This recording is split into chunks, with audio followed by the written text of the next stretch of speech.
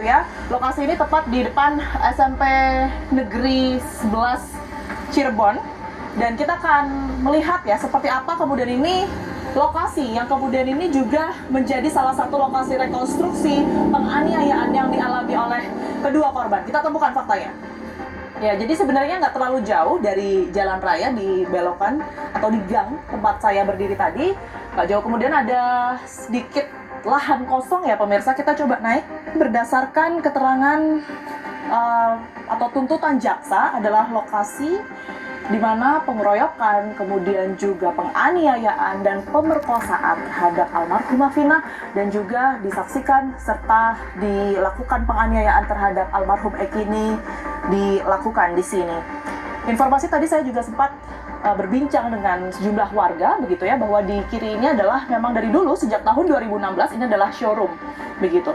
Yang dulu tingginya atau temboknya ini tidak seperti sekarang, tetapi separuh dari ini begitu ya. Kalau sedikit saya cocokkan di sini, ini memang ada bekas-bekas dari sambungan semen begitu. Jadi mungkin ini dulu tidak setinggi ini kondisinya, dan lokasi bahkan di siang hari saja ini tampak sepi sekali. Saya tidak bisa membayangkan bahwa ini terjadi di malam hari. Tentu tidak banyak orang yang kemudian ini berlalu lalang di sini.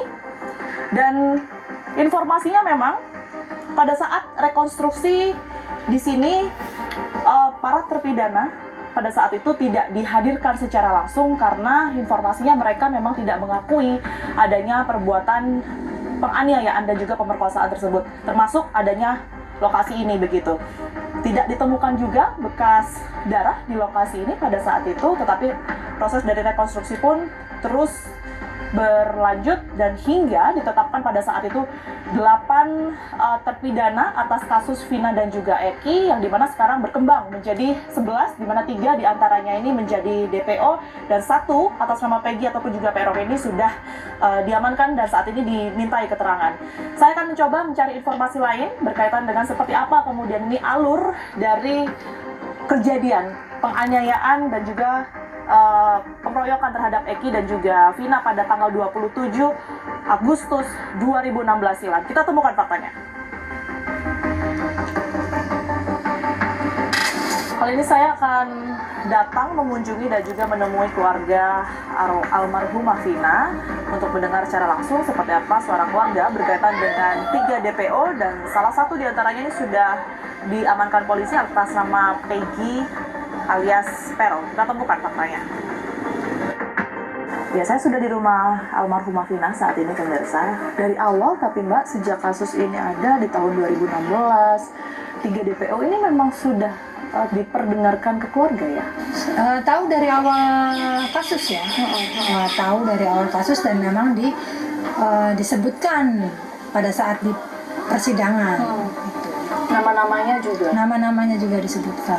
Tapi kalau mohon maaf ya Mbak, kalau dengan almarhum Eki ini memang sepengetahuan keluarga ya bahwa Vina ini punya teman dekat Eki gitu. Sama Eki itu antara keluarga sudah saling kenal, makanya kan memang sudah ada keinginan, maksudnya kayak nanti nih selesai sekolah sudah mau tunangan gitu. Itu sudah ada rencana ya. Sudah ada rencana mau tunangan itu kalau sudah selesai sekolah. Dan keluarga sendiri juga nggak tahu menahu atau mungkin bahkan tahu sedikit mengenai pergaulan Eki, apakah mungkin pernah terlibat permasalahan dengan geng motor sebelumnya? Kalau itu saya kurang tahu ya, cuman saya sempat yang saya tahu itu dia memang ikut punya geng perkumpulan. Tapi bukan geng motor? Kurang tahu juga ya. Okay. Saya cuma tahu dia punya perkumpulan gitu.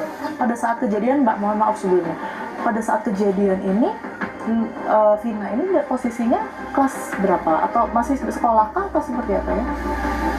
Yang saya ingat itu dia itu masih sekolah sebenarnya, cuman karena kasus ya itu yang saya tadi bilang Mbak, karena dia dibully, dia minta pindah sekolah, jadi masih dalam proses pemindahan waktu itu. Makanya dia waktu kejadian itu sempat istirahat sekolahnya ya, karena masih proses pindah itu tadi ya. Soalnya ini kan menjawab pertanyaan publik juga ya Mbak ya, berkaitan dengan sebenarnya aktivitas Linda pada saat itu tuh apa? Karena juga membantah jawabannya Mbak Marliana ini mengenai jaket yang sempat digunakan Linda, begitu ya. Jaket geng motor yang kemudian sempat digunakan Nah itu Linda. ada yang bilang katanya jaket adik saya punya jaket, adik saya nggak pernah punya jaket, Nggak pernah. itu jaket cowoknya. Jaketnya almarhum Eki. Iya. Tapi kalau mereka, para pelaku ini masih kekeh begitu ya dengan berbagai bukti dan juga informasi bahwa mereka bukan pelakunya sebenarnya, mereka mengatakan begitu. Ini bagaimana? Nah itu sih urusannya pihak kepolisian saja Mbak, karena kan memang pihak kepolisian yang menyidik ya.